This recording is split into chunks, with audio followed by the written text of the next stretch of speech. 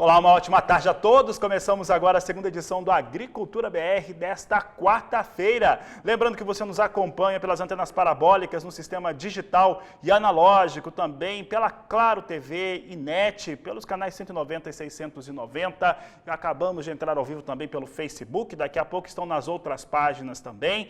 Você que acompanha o Agricultura BR, acompanha pela Neo TV, é uma TV por assinatura. Tem aqui no Brasil e lá no Paraguai. Então, olha, uma maneira também bem legal de você acompanhar a nossa programação. Você pode acessar também pela internet, aí no seu dispositivo, no seu smartphone, computador, o portal sba1.com. É o portal das notícias, das informações do agronegócio brasileiro e também de grandes oportunidades, além de ter a transmissão do canal do Boi e do Agrocanal. Você também, a partir deste momento, acompanha a Agricultura BR em sinal aberto no estado do Mato Grosso do Sul, pela TV Imaculada. Sejam todos bem-vindos aqui ao nosso programa. Começa o programa de hoje falando a respeito de soja e também sobre os números que foram apresentados pela Associação Nacional dos Exportadores de Cereais. Pois é, eles elevaram um pouco aí a sua estimativa de embarques para o mês de março e é com esse assunto que começamos essa edição do Agricultura BR. Olha, os embarques podem chegar até 16.440.000 toneladas, pode ser um pouco menor. Porque é o seguinte, o navio tem as capacidades, né, de embarques, então ele pode vir um pouco menor que isso. O teto é 16.440.000 toneladas, considerando o line-up de portos. Vamos dar uma olhada então nos números que a ANEC divulgou em relação às suas estimativas. Nós temos aqui uma mínima e uma máxima de embarques, de expectativas de embarque. Você vê aqui que a mínima esperada pela associação é de 13.300.000 toneladas de soja a serem embarcadas no mês de março. Como nós já dissemos, o máximo que nós podemos chegar é 16.440.000 toneladas, porque nós temos um line-up de portos apontando para este mesmo número. Qual que é o número? 16.440.000 toneladas é o que se espera para esse mês de março, de acordo com o que foi informado pela ANEC em mais uma atualização. Um dado interessante aqui da atualização da ANEC é que ela sobe aí um pouco a sua expectativa. Agora está em 16.440.000 toneladas, há uma semana estava em 15.515.000 toneladas, então subiu um pouco aí a estimativa de máxima de embarques para o mês de março em relação à soja.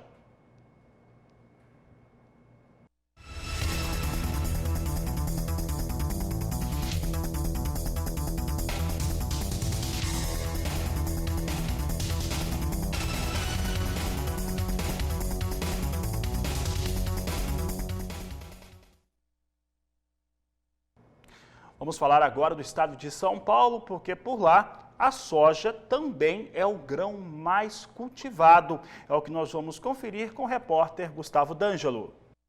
Em São Paulo, a sojicultura apresentou crescimento contínuo nos últimos 12 anos, até se tornar o grão mais produzido no estado. No ano passado, foram produzidas 3.240.000 toneladas em uma área de 1.070.000 hectares, reafirmando o interesse do agricultor pela oleaginosa. Na safra 2020 e 2021, são esperados aumento de 18,3% na produção, que deve atingir 3.830.000 toneladas, e de 2,1% na área cultivada, que deve superar 1.100.000 hectares, conforme informações do Boletim de Previsões e Estimativas de Safra Agrícola, divulgado pelo IEA, a partir dos dados apurados pelos técnicos da Coordenadoria de Desenvolvimento Rural Sustentável em cada um dos 645 municípios paulistas. Uma das justificativas para o avanço da cultura aqui em São Paulo é a valorização que o grão vem obtendo. Em 2020, a soja subiu da 5ª para a 3ª posição no ranking dos principais produtos da agropecuária paulista, após acumular aumentos de produção, preço e VPA. De acordo com o levantamento, o grão responde sozinho por 6,4% da riqueza gerada no campo. A soja também ocupa papel de destaque na pauta de exportações. Em 2020, as vendas externas totais do estado superaram 17 bilhões e 200 milhões de dólares. Dentre os principais grupos nas exportações do agronegócio paulista, a oleaginosa figura em terceiro lugar, com exportações de 1 bilhão 910 milhões de dólares, montante 16,5% superior ao de 2019.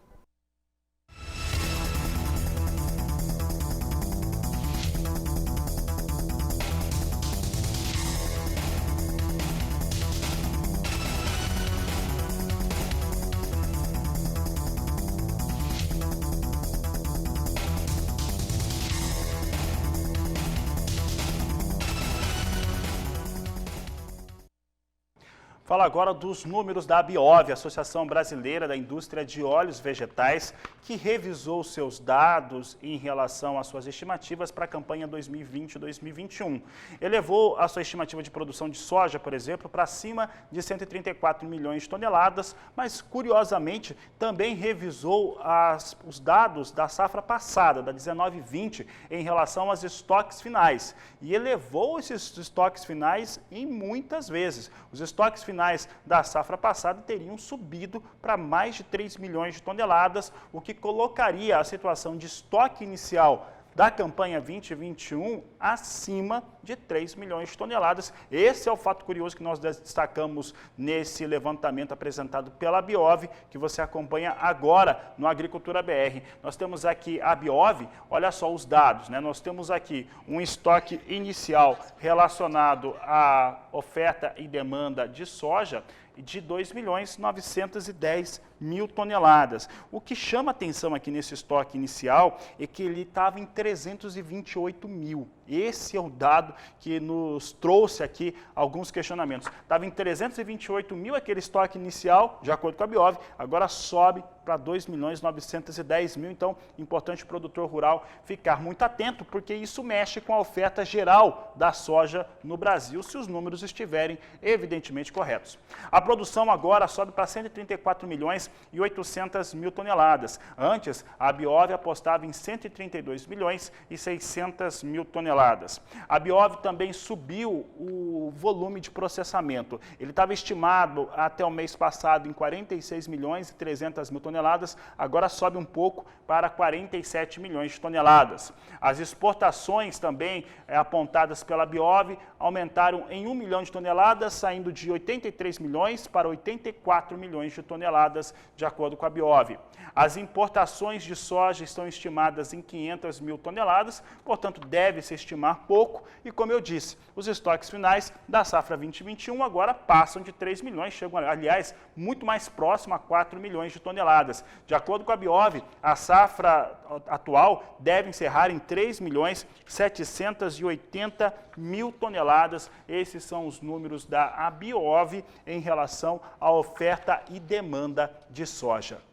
Sigo falando de soja, porque nós vamos ver como é que vem soja em Chicago. Nós temos, tanto no mercado internacional lá em Chicago, como no mercado brasileiro, pouca movimentação, não tem muita movimentação de mercado não. Soja em Chicago vinha caindo hoje mais cedo, agora a queda continua e agora mais evidente, está mais alta essa queda, está em 0,8% aqui a queda para a soja na Bolsa de Chicago. Posição de maio a 14 dólares 11 centes o bushel, julho 14 dólares 1 cento o bushel, agosto 13 dólares 58 centes mais 2 e a posição de setembro a 12 dólares 78 centes mais 4 bushel. As posições se aproximando de uma queda aí de 1% para a soja negociada na Bolsa de Chicago, é o que eu vou destacando agora com oleaginosa, soja em Chicago hoje mais uma vez vindo com números um pouco mais negativos. Vamos dar uma olhada agora no dólar. Dólar é a grande questão hoje para o mercado de soja, milho,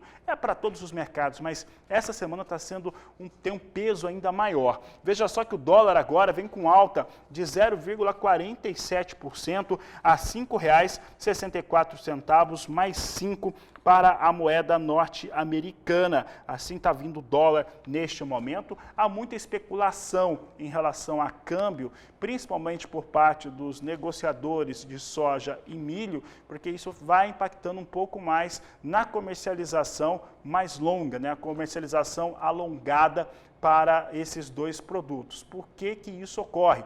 Principalmente o milho, a aquisição de insumos feitos com o insumo com dólar mais caro. E neste momento o pessoal está aguardando bastante uma definição melhor da segunda safra, principalmente no Paraná e Mato Grosso do Sul, onde o risco de geada é muito mais alto que nos demais estados do centro-sul do Brasil. E um outro fator, há uma expectativa também em relação à taxa Selic hoje, que pode apresentar alguma queda, e isso pode mexer também com a entrada de dólares no país, e este é um assunto para Walter Pulga Júnior. Pulga, hoje eu conversava com alguns produtores rurais, conversei também com alguns analistas de mercado de grãos, inclusive daqui a pouco o Enio participa conosco, e tem uma certa expectativa em relação a dólar. Essa expectativa em relação a dólar mistura-se à preocupação com o desenvolvimento da segunda safra de milho aqui no Brasil, que já saiu do zoneamento, e o risco de, independente de ter seguro ou não, o risco de geada realmente é muito grande. Boa tarde, seja bem-vindo. Boa tarde a você, boa tarde a todos. Hoje o mercado trabalha de novo com alta para o dólar, apesar da atuação do Banco Central, mas é porque há uma expectativa ainda muito preocupante em relação à alta da taxa de juros, a taxa Selic, que o Copom decide hoje e anuncia depois do fechamento do mercado. Por isso, dólar e juros operam em alta tanto fora do Brasil como no Brasil. O dólar e os juros iniciaram a sessão hoje, né? Eu falo de juros negociados no mercado futuro, mercado de bolsa, começaram em alta. Aliás, o dólar hoje chegou a passar de R$ 5,68, foi a R$ 5,68 mais 25, ou seja, esticou logo na abertura e em seguida veio cedendo, mas ainda em alta. Como você disse agora há pouco, R$ 5,64 mais um pouquinho, alta de 0,45%, 0,47%. E a expectativa é de que continue mesmo um fortalecimento da moeda americana, mesmo com a atuação do Copom, elevando a taxa básica de juros, a taxa Selic. Agora, há muita preocupação também, porque a taxa de juros sobe, viu? As taxas de juros no depósito interfinanceiro para janeiro agora de 2022, que variavam de 4,26% para 4,28%. Parece pouco, né? De 4,26% para 4,28%, mas isso, analisando lá na frente, né? Vai mudar muito o custo do dinheiro para o brasileiro. As taxas de DI para janeiro de 2023, que estavam em 6%, passaram para 6,02%. E DI de janeiro para 2025 subia de 7,37% para 7,43%. Até juro para janeiro no mercado futuro em 2027 tinham alta para 7,96%. Veja, é uma alta que vai se mostrando no longo prazo muito mais acentuada. Portanto, o que nós temos é uma perspectiva aí de dinheiro mais caro lá na frente. Agora, isso não ocorre só aqui, também ocorre com uma alta acentuada nas negociações com títulos norte-americanos, os chamados treasuries, né? E as bolsas europeias, por conta disso, operavam em queda. Então, veja, enquanto aqui a nossa bolsa ainda vem com uma alta de 0,37%, né? Os investidores estão muito cautelosos, por isso patina nosso índice Bovespa na faixa dos 114 mil pontos, agora há pouco aos 114 mil. Vamos à tela? Nosso índice Bovespa aos 114.436 pontos, agora sobe 0,37%, mas estava oscilando em baixa, chegou a voltar até para a faixa de 113.400 pontos hoje. Agora teve uma pequena reação. Também pudera ações da Petrobras em alta de novo, mesmo com a queda do preço do petróleo negociado no mercado internacional. As ações da Petrobras sobem agora 2,40%. É uma das altas mais expressivas entre as ações negociadas na B3 e isso ajuda aí o índice Bovespa a ter uma recuperação. Mas as bolsas europeias, como eu dizia, operam em baixa. Também há muita preocupação nos Estados Unidos, porque daqui a pouco, às 3 da tarde, o Federal Reserve, o Banco Central dos Estados Unidos, anuncia a sua perspectiva para a política monetária lá. Não deve ter grandes mudanças, não. Nenhuma mudança esperada muito drástica para a decisão do comitê que decide aí o trabalho que vai ser feito com a política monetária, né? Que política será implementada lá nos Estados Unidos. Agora, aqui há uma perspectiva aí de preocupação e muito grande, viu? Aqui a expectativa é de que o Banco Central suba a taxa básica de juros, a Selic, de 2% para 2,5%. E essa decisão seria, de um lado, uma maneira de enfrentar a inflação, já que a pesquisa Focus indica que nós vamos agora passar do centro da meta de inflação. A meta é 3,75% ao ano. Pesquisa Focus já indica, ouvindo aí os líderes de mercado, né, os principais economistas e analistas de mercado, já indica que a inflação este ano estaria acima de 4,30%, portanto acima da meta, e o Banco Central deve subir a taxa de juros para controlar, pelo menos, uma alta generalizada de preços, que é o que resulta aí nesse número de inflação. De olho também no mercado externo, porque enquanto lá fora, viu, Fabiano, continuam os estímulos dos bancos centrais, a perspectiva para países emergentes como o Brasil é de que haverá restrições para estímulos fiscais. Portanto, Copom, Conselho de Política Monetária, está de olho na inflação e mais, na restrição para estímulos a economia, a retomada da economia aqui no Brasil. Isso tudo é que vai determinar daqui para frente o comportamento do dólar e comportamento do mercado de bolsa. Por enquanto, dólar sobe, bolsa sobe um pouco também, mas ainda patinando nos 114 mil pontos o índice Bovespa. É com você.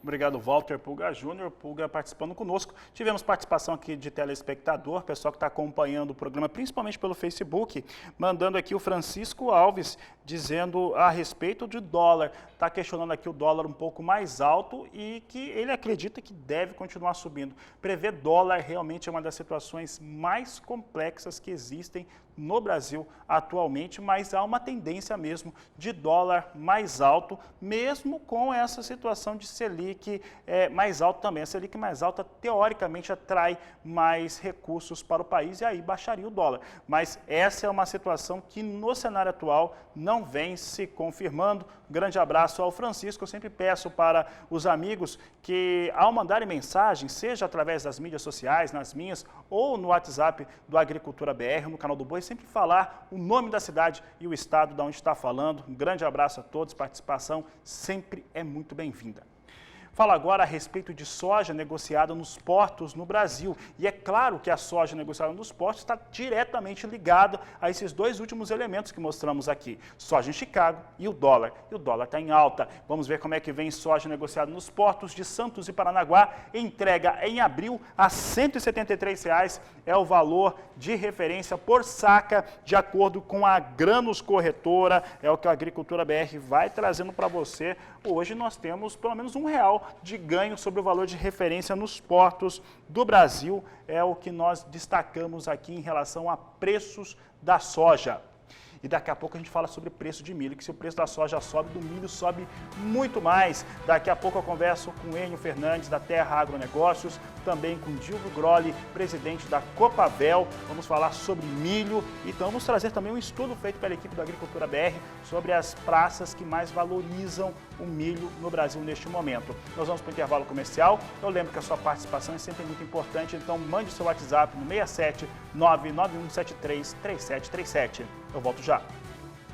E os valores mais firmes, mais fortes para o milho seguem impactando os setores que demandam o cereal no país. Isso tem ocorrido de acordo com os agricultores por conta das incertezas em relação à segunda safra de milho, principalmente em estados como Paraná e Mato Grosso do Sul, mais sujeitos à geada. A equipe da Agricultura BR fez um estudo conjuntamente com os dados da Bolsa Brasileira de Mercadorias para identificar as 5 praças que têm as maiores valorizações para a saca do cereal. Não são os valores mais altos necessariamente, mas são aqueles que apresentam os maiores índices de alta. Um dado interessante é que, com exceção do Rio Grande do Sul, as principais praças produtoras têm fortes altas para o milho. Vamos começar apresentando aqui, nós trazemos a primeira praça, e a quinta com maior valorização, no estado do Mato Grosso, é Sorriso, Lucas do Rio Verde, Campo Novo do Parecis, tem o valor de R$ 71,50 a saca, com uma alta de 8,33%. A quarta maior alta para o milho no Brasil está em Mato Grosso do Sul, em Dourados e Maracaju, valores encontrados de R$ 79,00 a saca, mas uma alta de 8,97%.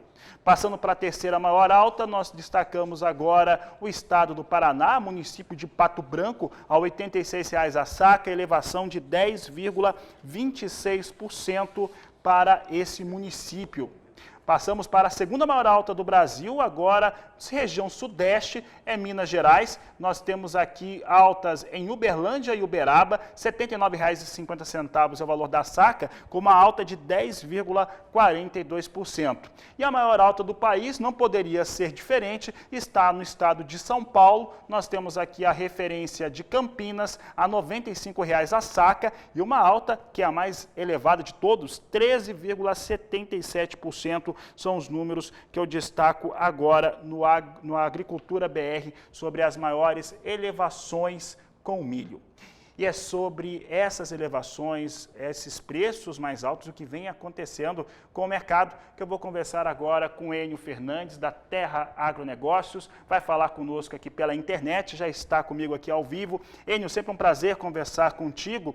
E aqui olhando os valores mais altos, né, mas principalmente os índices de elevação para essas praças, nós estamos vendo aqui nos últimos 30 dias altas, no mínimo na média, ali entre 9% e 10%, e Campinas realmente muito próximo a R$ 100,00. Boa tarde, seja bem-vindo.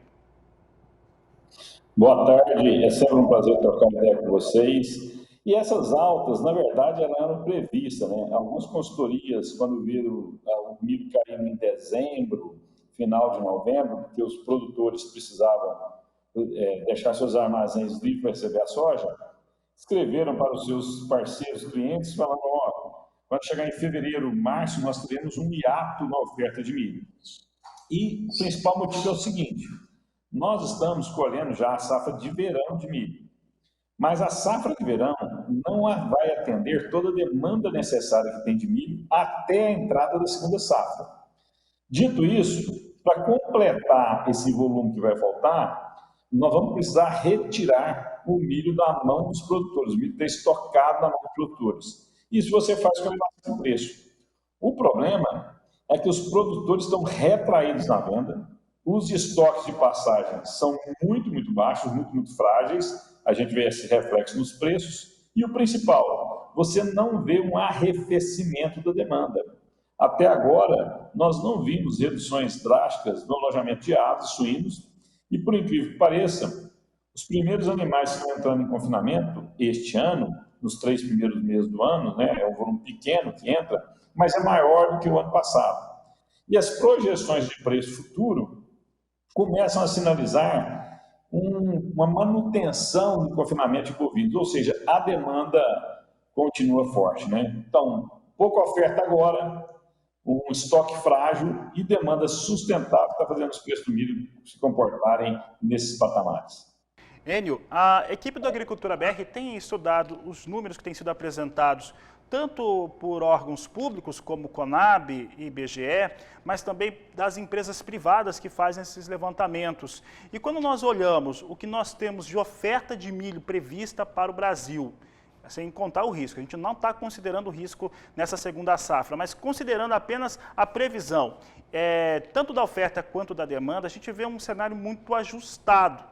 Aqui, na ponta da caneta, a gente não consegue enxergar um espaço, uma janela de quedas muito evidentes. Pode até recuar um pouco, apresentar uma estabilidade, mas não seria uma queda na saca do milho mais expressiva pela nossa crença aqui, pelo que a gente tem acompanhado. O que a Terra Agronegócios aponta em relação a valores do milho, principalmente para quem demanda o cereal no Brasil? Pois bem, para esse milho agora, até abril, maio, nós somos altistas para o mercado, por quê? Nosso estoque é mínimo, a nossa safra de verão não é uma safra de verão saudável, né? Nós vamos perder no mínimo 4, 5 milhões de toneladas na safra de verão. Para eu importar milho, eu tenho que importar milho ou da Argentina ou dos Estados Unidos, mesmo sem levar em consideração que o milho transgênico precisa de uma autorização especial. Caso o governo brasileiro dê essa autorização especial, quando eu pego as cotações no mercado internacional de milho, multiplico pela taxa de câmbio, o preço desse milho internado no Brasil é maior do que os preços atuais. Então, a gente acredita que realmente nós vamos ter mais algumas elevações no mercado de milho no curto prazo. Virando a chave para a segunda safra, realmente os produtores plantaram muito tarde a safra, estão plantando até agora, já deviam ter parado, mas estão plantando. Nos nossos números, 77% da segunda safra já está semeada, ainda falta 23% a ser semeado. É muito, muito tarde. Mas a área vai ser recorde.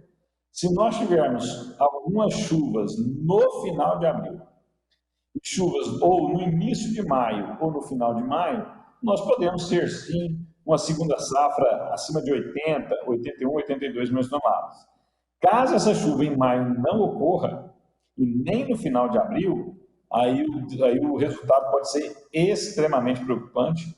Nós vamos ter uma segunda safra abaixo de 73, 75 milhões de toneladas. Aí a gente vai ter que retrair ainda mais a demanda. Eu só faço retração de demanda com aumento dos preços. Mas temos que lembrar o seguinte, de toda a safra que o Brasil produz, 80 milhões de toneladas, 75, 77% é em safrinha, é em segunda safra, está sendo semeada agora, o risco é muito alto. Hoje, se tudo ocorrer conforme o planejado, nós vamos ter milho no final do ano, a partir de junho, os preços começam a descer. Mas vamos depender muito da safra, da segunda safra brasileira. Enio, Bernardo Andrade, telespectador aqui do canal do Boi, do Agricultura BR, acabou de fazer uma pergunta bem interessante. Ele está perguntando se os valores de hoje, eles são mais um resultado da pouca disposição ou de administração dos negócios do agricultor, ou seja, segurando um pouco mais para vender esse milho. Enio. Na visão da terra, primeiro, os produtores rurais melhoraram absurdamente a sua comercialização. Isso é um fato. Quando você olha a cadeia de produção de um determinado produto agrícola, você tem os produtores, você tem os atravessadores, os industriais e os exportadores. Quem mais evoluiu, mercadologicamente falando, não tenho dúvida em afirmar que foram os produtores. Segundo, hoje os produtores estão muito bem informados, contratam boas consultorias, tanto de mercado como mercado financeiro, tem inúmeras assistências. Terceiro, a produção está muito concentrada. Tem um estudo da Confederação Nacional da Agricultura que mostra que 17% dos produtores têm 85% do PIB agrícola. Ou seja, 17% dos produtores compram 85% das máquinas, 85% do fertilizante, 85% da sojadeira, 85% do milhadeiro, 85% do boiadeiro. Esses 17% são extremamente profissionais. Então, o que eles fazem impacta o mercado. Mas, hoje, na questão do milho, realmente a escassez do produto. Nesse momento, não é o talento do produtor em negociar ou não, mas realmente é a escassez do produto. Nós estamos com um produto escasso, e não só aqui. Em algumas regiões do mundo, o milho é um produto escasso. Tá certo, Enio. Eu agradeço a sua participação aqui no Agricultura BR mais uma vez. Uma boa tarde a você. Uma boa tarde, sempre uma honra estar com vocês. Nós vamos seguir falando a respeito de milho por aqui, porque agora nós vamos ver os efeitos que nós temos desse milho com valores mais elevados. Para falar a respeito deste assunto e também, principalmente, de situações que nós estamos vendo pelo país, como, por exemplo, no estado do Paraná, que os criadores de frango estão sem margem, rentabilidade não existe mais e com fortes dificuldades de entregar o produto aos frigoríficos. É uma realidade no Paraná. Eu vou conversar agora pela internet também com o presidente da Copavel, Dilvo Grolli, que é o nosso convidado nesse programa Agricultura BR aqui no canal do Boi. Grolli, obrigado pela participação aqui no nosso programa. Nós estávamos conversando com o analista da Terra Agronegócios, o Enio Fernandes, e ele falava a respeito do ponto de vista dele. Como é que esse milho mais alto, né, esse preço mais alto para o milho, uma forte dificuldade de aquisição por criadores de frango, criadores de suínos principalmente, mas para a terminação de bovinos a situação também está muito complicada. Como é que isso tem impactado esses produtores? Boa tarde, seja bem-vindo. Boa tarde. O impacto do milho nos últimos 12 meses foi mais de 80%. O valor do milho nos últimos 12 meses subiu mais de 80%. Isto teve um impacto na ração de 60%. E quando você transfere a ração para a criação de aves e suínos, aí a ração elevou 40% o custo desses animais. o milho em 80%, a ração 60%, e o custo dos animais vivos em 40%. Quando os animais vão para o frigorífico, no custo final da carne, isso representa 20%. Em resumo, se o milho subiu mais de 80%, lá na carne subiu 20%. Bom, isso impactou porque nós não conseguimos ter margem de mais de 20%, porque a oferta de carne, de frango especificamente no Brasil, está muito grande. Você tem uma oferta de frango grande e a demanda, se nós olharmos aí os dados do comércio varejista do Brasil, você vê que teve queda de consumo em torno de 9%, 9,7%. Então, a demanda está maior do que as ofertas de frango está maior que a demanda. Por isso, os preços estão achatados. Se o custo subiu da carne 20% e você tem uma demanda mais baixa como oferta maior, não conseguiu se repassar estes custos de produção para o mercado consumidor. A razão disso que você tem as margens hoje negativas para a carne de frango. Agora, quem é que está arcando com qual elo da cadeia que está arcando com essa margem negativa? O produtor de milho está recebendo de acordo com o mercado regularizado pela oferta e demanda. Tem mais demanda do que oferta, está claro isso no Brasil, tá? Tem mais demanda do que oferta, o milho continua firme e subindo mais. Agora, quem compra esse milho são as integrações, são as empresas integradoras e as cooperativas. Os produtores rurais não compram a ração, eles são criadores de frango, a ração é de propriedade da integradora. Vou citar um exemplo muito comum no Mato Grosso, JBS, BRF, também Seara e aqui no sul as cooperativas. Então, este custo maior da ração e o custo maior do frango fica nas integradoras. É evidente que o produtor rural também ele fica suas margens achatadas, porque mesmo que não arque com o custo, a distribuição da cadeia também faz com que ele tenha um ganho menor. Então, hoje, há um desequilíbrio. Claramente, isso aí não se resolve antes da próxima safra de milho, que será a segunda safra. Pois bem, você tem alguma melhora no preço do frango no mercado externo? Melhoramos o valor em dólar do frango. No mês de março, nós estamos melhorando as exportações de frango também em quantidades. O dólar, que o mês passado, de fevereiro, virou em torno de 5,40, agora está 5,65, 5,68. Então, esses três fatores do mercado externo, maior quantidade, maior preço em dólar e o maior valor do dólar quando convertido em real, fez com que o mercado externo esteja melhor que o mercado interno. Mas uma produção estimada no Brasil hoje de 14,6 milhões de toneladas de produção, o mercado externo vai consumir em torno de 4 milhões e 400. Então, você tem no mercado interno a grande quantidade de disponibilidade de frango e a grande consumo, mais de 10 milhões,2 toneladas de carne de frango. Essa situação é uma situação que não tende a melhorar até a entrada da segunda safra.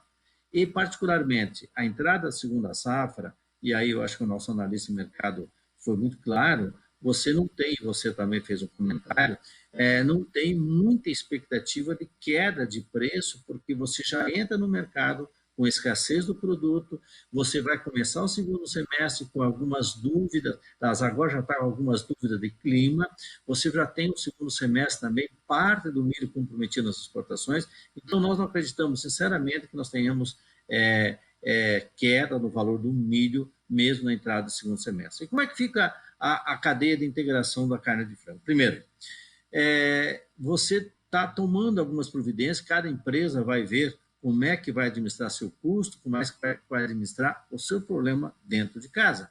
Então, já vai haver uma diminuição do alojamento de pintainhos. Com isso, daqui 60 dias, 70 dias, nós teremos uma menor oferta de carne de frango. É evidente que isso vai equilibrar um pouquinho essa oferta, essa demanda de milho mais forte, então você vai diminuir essa demanda de milho alojando menos. Então esse é um fator positivo que vai ter consequências no segundo semestre. No segundo semestre você tem a entrada da segunda safra. Grande ou pequena, sempre uma safra de 3 vezes maior do que foi a primeira safra. Com isso, então, você tende a ter uma grande oferta. Então, a questão da carne de frango no Brasil, hoje as empresas integradoras e alguns produtores particulares, avicultores, estão com margem negativa. Não existe aí nada que lhe dê margem positiva, porque o grão subiu mais de 80%, transferiu-se para a ração, transferiu-se para o frango vivo, quando chegou lá na carne subiu 20%, o preço da carne final, e essa carne não teve valorização no mercado. Então, hoje é uma situação que tende-se a equilibrar somente no segundo semestre. Grolli, falando aqui a respeito de alguns números do estado do Paraná, nós fizemos um levantamento com os números da Bolsa Brasileira de Mercadorias. Paraná tem a terceira maior praça nos últimos 30 dias, com maior alta para a saca do milho. Nós estamos falando das cadeias de integração. Pensando em valor de carne bovina e carne suína, hoje, no mercado brasileiro, e principalmente pensando também que vai reduzir o alojamento, há margem para elevação do preço da carne de frango? A elevação do preço é uma consequência que você não vai ficar no mercado desequilibrado, que você tem que vender algo pelo um valor justo de acordo com o teu custo. Não estamos nem falando em lucro. Vender com um valor que seja justo de acordo com o teu custo. Então, você diminui o alojamento, você tem menos oferta de frango. E é uma necessidade hoje. Vamos falar particularmente do Paraná agora. Paraná. O Paraná, que é um estado, segundo o maior produtor de milho no Brasil, está apertado também. Porque nós passamos um estoque de pastagem do Paraná, lá em 30 de dezembro, em torno de 3 milhões, 3,5 milhões de toneladas de soja. Estamos colhendo uma safra agora de 3,2. Então, somando as duas, dá 6,7. E o nosso consumo, contando de janeiro, fevereiro, março, abril, maio e junho, desses 6 meses, você tem um consumo nos 6 meses de 7, 8. Então, há um déficit no Paraná, e o Paraná é o segundo maior produtor de milho do Brasil. O Paraná é o primeiro produtor de carne de frango do Brasil, e aí que está o problema. Nós somos o primeiro produtor de carne de frango do Brasil, e hoje o Paraná vai chegar lá por final de maio e junho, faltando milho. Matemática não tem erro, matemática é máquina, certo? Mais, menos. Então, se você tem o estoque de passagem mais a produção e tem o consumo previsto, você não vai chegar até julho. Então, vai ter que trazer milho de alguns estados. E veja, de alguns outros lugares. E veja por a consequência disto que está acontecendo no Paraná. Santa Catarina também é o segundo maior produtor de frango, mas ela tem um grande consumo de milho por causa disso, mas ela tem uma produção bem menor do que o Paraná. E sempre levou milho do Paraná para Santa Catarina. Agora você não tem essa logística e não tem milho aqui. Então vai se pegar milho no Centro-Oeste. Se você vê os números do Centro-Oeste, você vê que já tem uma grande quantidade comprometida. Resumo da história. Nós não temos como, no segundo semestre, ter uma expectativa de queda do milho. Então você precisa ter um equilíbrio entre a oferta e a demanda, que é a razão dos mercados, é a oferta e a demanda. Então, segurando um pouco a produção para você ter uma valorização da carne para equilíbrio. Não é para lucro, para equilíbrio. Certo, Divo Grolli, obrigado pela participação aqui no Agricultura BR, no canal do Boi. Um grande abraço ao senhor. Muito obrigado, abraço a todos. Um grande abraço, falei com o Divo Grolli a respeito dessas questões importantes, mercado de milho, também cadeia de integração, está pesando bastante sobre essas cadeias, e o cálculo que o senhor Grolli acabou de fazer aqui ao vivo no Agricultura BR explica muito bem o que vem acontecendo aqui no Brasil e tendo como exemplo o estado do Paraná. E essas questões que colocamos aqui, elas vão impactar cedo ou tarde no mercado consumidor brasileiro. Falo agora a respeito do mesmo assunto, porque nós vamos trazer agora a participação também lá do estado do Paraná, do Flávio Turra. O Flávio Turra é gerente de desenvolvimento da OCEPAR e ele fala sobre a situação do agricultor, como é que isso pode estar favorável para o agricultor e as fortes dificuldades que os criadores, principalmente no caso quem trabalha nas cadeias produtivas de carnes, vem enfrentando no Paraná. Os elevados preços do milho são favoráveis, logicamente, aos produtores de milho, que já têm, desde o ano passado, os preços interessantes, preços elevados, e o que preocupa, e aí nós vemos impactos negativos, para os consumidores de milho, em especial da região sul do Brasil, que são os produtores de aves, suínos e leite.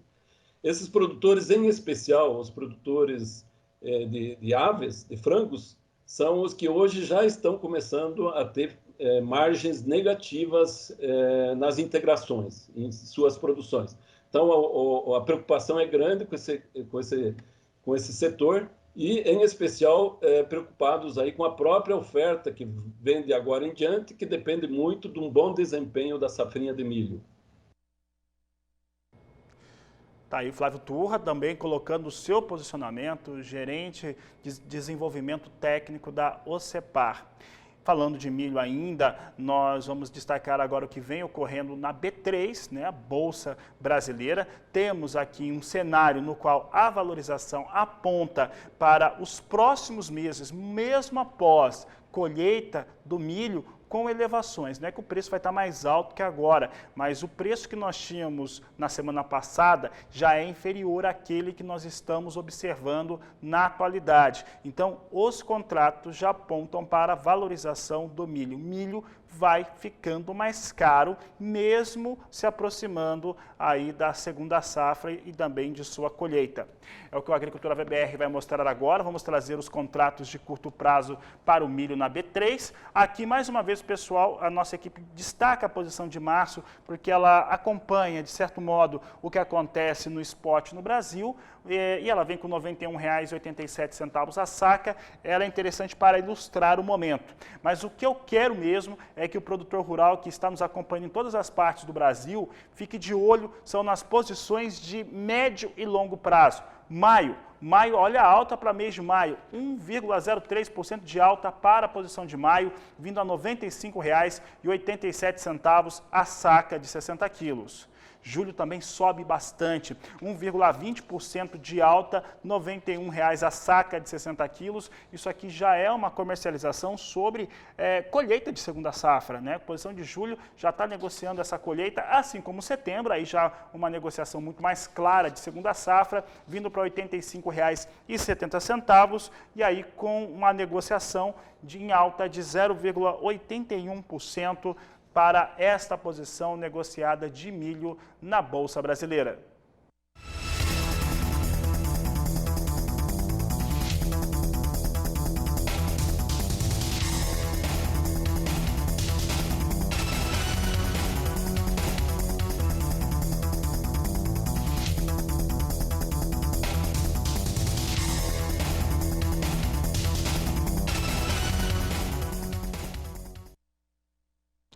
E olha, o milho segue com uma demanda extremamente forte no mundo. Pela segunda vez na semana, eu não estou repetindo a notícia, o pessoal que está me acompanhando, não estou repetindo a notícia não, mas pela segunda vez na semana, há uma venda avulsa de exportadores privados dos Estados Unidos para a China, com volume de milho para entrega na safra 2020-2021, com volume superior a 1 milhão de toneladas. Dessa vez, 1.224.000 toneladas que foram vendidas para a China, com entrega nesta campanha, nesta temporada. E é a segunda vez que eu faço esse tipo de anúncio nesta semana. Somando essas duas supervendas que foram registradas pelo Departamento de Agricultura dos Estados Unidos, há uma venda nesta semana já, considerando segunda, terça e quarta, de 2.370.000 toneladas de milho dos Estados Unidos para a China para entrega na safra 2020-2021. Veja comigo agora como é que vem milho na Bolsa de Chicago. Vamos saber se isso animou os negócios por lá. Até que deu uma animada no mais curto prazo, mas as demais posições estão perdendo. Olha só, maio vem com $5,56 mais 2 o bushel. Nós temos aí com algum ganho, né? Vai ganhando aqui cerca de 0,3% de alta na posição de maio. Posição de julho vem estável, com viés de queda, $5,41 mais 4 o bushel. E setembro e dezembro vem com queda. Setembro com $4,96 mais 2 o bushel. Dezembro, $4,75 mais 2 por bushel. Ali já é setembro e dezembro, pensando muito na safra norte-americana 2021-2022.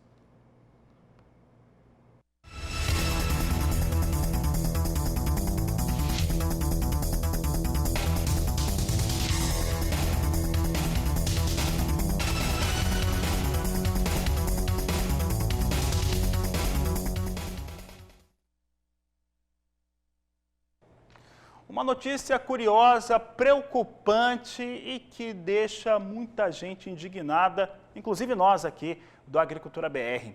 É que lá no Mato Grosso está acontecendo uma pesquisa para um zoneamento socioeconômico que pode fazer com que o estado, que tem a maior produção brasileira de grãos e de carnes, principalmente considerando todos os tipos de carne, o maior produtor de soja do mundo, pode perder ali até 1/3 da sua área de produção por conta desse zoneamento socioeconômico, cujo os produtores rurais, quem está na terra, não foi consultado. Quem vai explicar essa história é o jornalista Valdir Pacheco.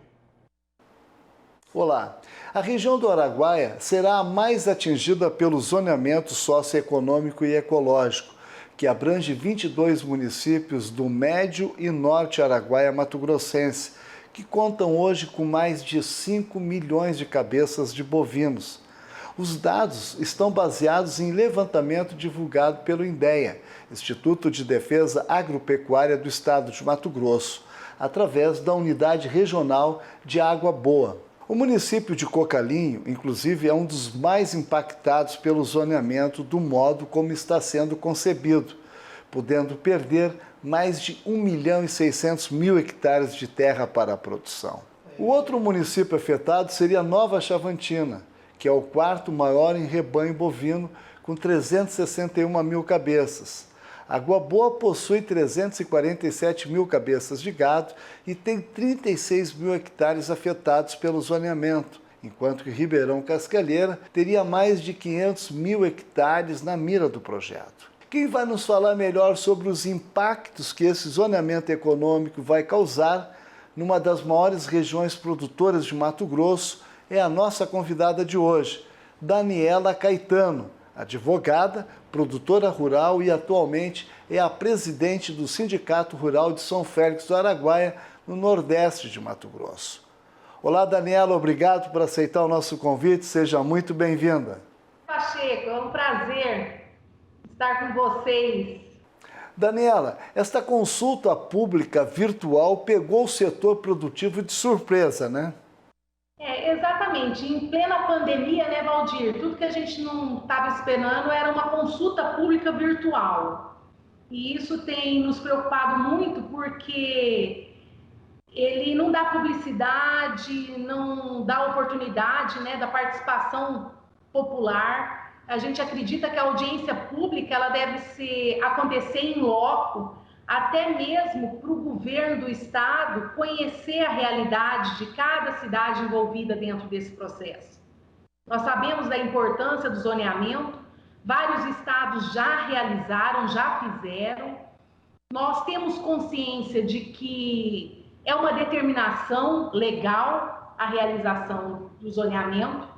Só que o zoneamento de Mato Grosso nos traz preocupação porque ele vincula, inclusive, algumas secretarias, todas as áreas rurais, né, a algumas secretarias, por exemplo, licenciamento. As atividades de licenciamento estão vinculadas nas atividades inscritas nesse zoneamento, né? Sim. E a outra preocupação nossa é que esse zoneamento está muito equivocado, né? Ele tem restringido o uso dessas áreas. Daniela, está tendo muita reclamação por parte dos produtores, que que é uma consulta virtual com nomenclatura técnica de difícil entendimento para o leigo. Seria mais para ambientalistas que estão acostumados com os termos usados, né? Na verdade, ela foi feita para não funcionar, né, o Valdir? Eu entendo que o Estado de Mato Grosso ele tem uma boa vontade, eu entendo que o governador está querendo fazer o cumprimento da lei, mas eu percebo que existe uma falha técnica muito grande. Ele foi feito para não funcionar. Para começar, do jeito que foi feito, a impressão que a gente tem, e tudo leva a crer, que foi feito dentro dos gabinetes. Porque as atividades permitidas, por exemplo, no Vale do Araguaia, é só pecuária extensiva, pesca e turismo. Hoje, todo mundo assiste na televisão a problemática da BR-158. Nós não temos logística. Como que nós vamos fazer exploração de turismo? Daniela, o prazo para a consulta pública foi prorrogado por 30 dias pelo governo do estado e se encerra agora no dia 18 de março. Qual é a orientação do sindicato para os seus associados? A gente acredita que deve participar e eles estão com muita dificuldade de acessar. Então, o que eu falo para vocês? Talvez não consiga fazer a manifestação dentro do site, porque, como você diz, nem um técnico de informação está conseguindo acessar. Na live da própria secretaria, da CEPLAG, na hora lá, eles também não conseguiram acessar. Mas manda e-mail. Produtor rural, manda e-mail para a Secretaria de Planejamento e Gestão. Manda WhatsApp. Manda foto de suas propriedades. Manifestem nas redes sociais. Se o Estado não pode vir até a sua cidade, na nossa casa, para ver a nossa realidade, vamos mostrar para eles. No Sindicato Rural de São Félix do Araguaia, articulou com os produtores, foram os produtores que se articularam, levantaram o recurso financeiro, trouxeram técnicos gabaritados como o Chico Graziano e a Plantas e Projetos, que é uma empresa daqui que tem bastante conhecimento de causa. Fizemos laudos mostrando que o zoneamento é um equívoco, que eles não conhecem a realidade do Araguaia. Ok, Daniela, temos que pensar o Estado como um todo, né? E esta é uma responsabilidade de todos nós. Portanto, todas as regiões devem se manifestar, mesmo aquelas que não estão sendo atingidas, contra a forma de como está sendo realizado esse zoneamento, o que é muito importante para o Estado, assim como outros estados já realizaram os seus zoneamentos, né? Obrigado aí mais uma vez pela sua participação, Daniela. Obrigada, muito obrigada mesmo. Acabei de conversar com a presidente do Sindicato Rural de São Félix do Araguaia, Daniela Caetano, que falou sobre o zoneamento socioeconômico e ecológico do Vale do Araguaia. De Sinop, Mato Grosso, Valdir Pacheco. É bem sempre bom estar atento a esse tipo de situação. Você, produtor do Mato Grosso, fique muito atento, Vale do Araguaia aí precisa da sua atenção. Olha só, daqui a pouco, depois do intervalo comercial, vamos falar de café e os preços, os valores que vêm muito consolidados, tanto para o Arábica quanto para o Conilon. Aproveite para entrar em contato conosco, você tem contato através do 679-9173-3737. Eu vou para o intervalo e volto já. E o café Arábica segue demonstrando força, valorização, mesmo com, eventualmente, alguma queda registrada para os negócios na plataforma Ice Futures na Bolsa de Nova York. O fato é que as posições vão se mantendo bem acima daquele piso de $1,30 por libra-peso. Esse piso de $1,30 já foi o teto. E agora já vem como a base das negociações. Vamos dar uma olhada agora como é que vem então os negócios por lá. Eles vinham com alguma queda, mas você observa que maio agora vem $1,33 mais 25 por libra-peso. Julho, $1,35 mais 30. Setembro, $1,37 mais 5 a libra-peso. Dezembro, $1,39 mais 5 por libra-peso. Mais uma vez aqui eu trago destaque em relação às posições de setembro e dezembro. Aqui está precificada a safra brasileira de café e os dados vão mostrando uma tendência a esses números passarem de $1,40 nas próximas semanas. Hoje nós temos até alguma queda para café em Nova York, mas é importante lembrar que o dólar vem alto.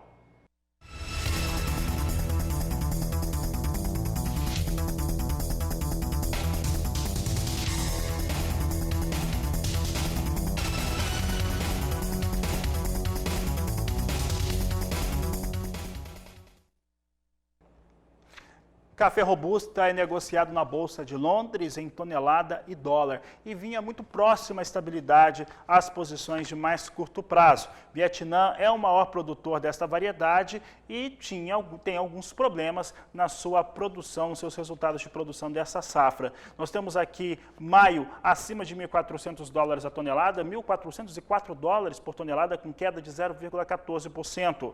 Julho vem na estabilidade com $1.429. Setembro com algum ganho, 0,13%, $1.452. Novembro tem o mesmo índice de remuneração, vindo para $1.468 por tonelada. São os negócios com café robusta na Bolsa de Londres, referência para o Conilon brasileiro.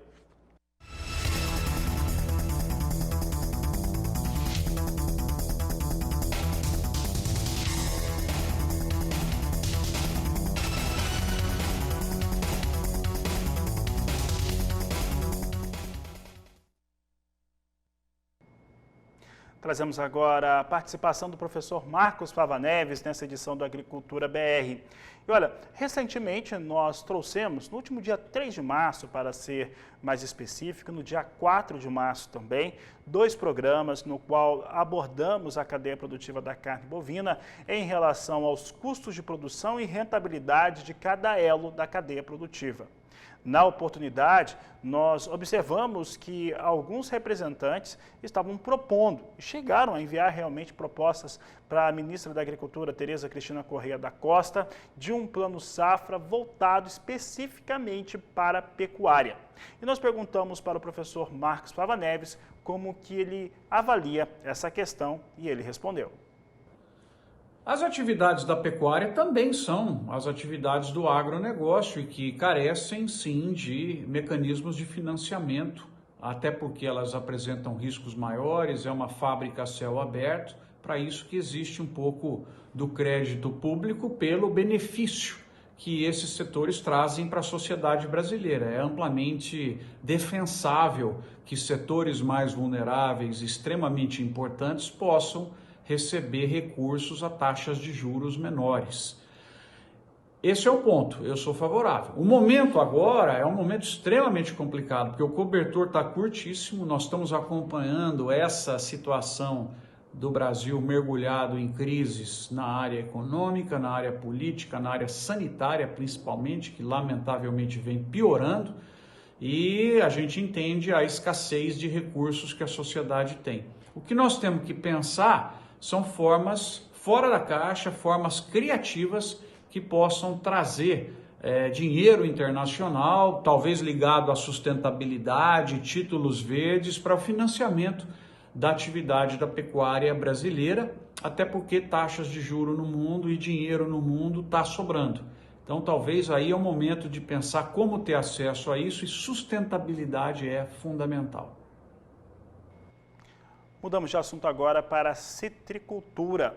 E a mancha marrom, que é resistente a fungicidas, foi identificada em boa parte das regiões de produção de citros do estado de São Paulo. Quem fala sobre o assunto é o repórter Gustavo D'Angelo. Olá, é isso mesmo. Um levantamento feito por pesquisadores do Fundecitrus, Exalc USP e também do Instituto Biológico identificou populações do fungo causador da mancha marrom de alternaria resistentes aos fungicidas estrobilurinas em diversas áreas produtoras de citros aqui em São Paulo. A resistência já havia sido registrada em 2019. Agora, a pesquisa confirma a presença do fungo resistente em todos os pomares amostrados nas variedades de tangerinas mais cultivadas no estado e geralmente afetadas pela doença. Para o estudo, foram coletados frutos com sintomas de mancha marrom em 9 municípios das regiões Centro, Sul e Sudoeste. O fungo foi isolado e testado em meios de cultivo. Como resultado, a resistência às estrobilurinas foi observada em todas as áreas, sendo que 5 delas apresentaram 100% de fungo resistente aos fungicidas testados. A orientação é que os citricultores façam a rotação de fungicidas com diferentes modos de ação e evitem as estrobilurinas no manejo da mancha marrom. Os fungicidas à base de cobre são registrados para o manejo da doença no Brasil. Essa resistência vem sendo observada nos Estados Unidos desde 2008 e a recomendação também tem sido adotar as medidas alternativas de manejo anti-resistência com a rotação dos grupos químicos e a restrição do uso das estrobilurinas. Essas são as informações aqui direto do interior de São Paulo. Voltamos aos estúdios. Por aqui falamos agora de respeito de soja negociada na Bolsa de Chicago. Hoje vinha com queda na abertura dessa edição do programa, uma queda de quase 1%. Acompanhe comigo como é que vem agora as posições negociadas com soja em Chicago. A queda continua, mas agora ela é menor. Está no mais curto prazo em 0,5%. Posição de maio, 14 dólares 15 centes mais 4 bushel. Julho, 14 dólares 5 centes mais 4. Posição de agosto, 13 dólares 63 centes o bushel. E setembro, 12 dólares 82 centes mais 6 por bushel. São os negócios com soja em Chicago, apresentando queda nesta quarta-feira. Dando sequência, você acompanha comigo agora como é que vem o dólar comercial, muita expectativa sobre dólar que vem subindo, ganha mais de 0,5% agora, 0,51% de alta a R$ 5,64 mais 8. Toda a expectativa do dólar está em cima. Primeiro das questões ligadas aos fatores domésticos do Brasil, mas principalmente em relação ao final dessa reunião do Comitê de Política Monetária Nacional, que pode mudar hoje a taxa de juros. Muita gente acreditando que muda a taxa de juros, que ela sobe nesta quarta-feira. E você vai acompanhar tudo, é claro, aqui no canal do Boi. A Agricultura BR vai ficando por aqui. Eu volto logo mais às 16 horas na terceira edição do programa. Desejo a todos uma excelente tarde, um grande abraço a todos e até mais!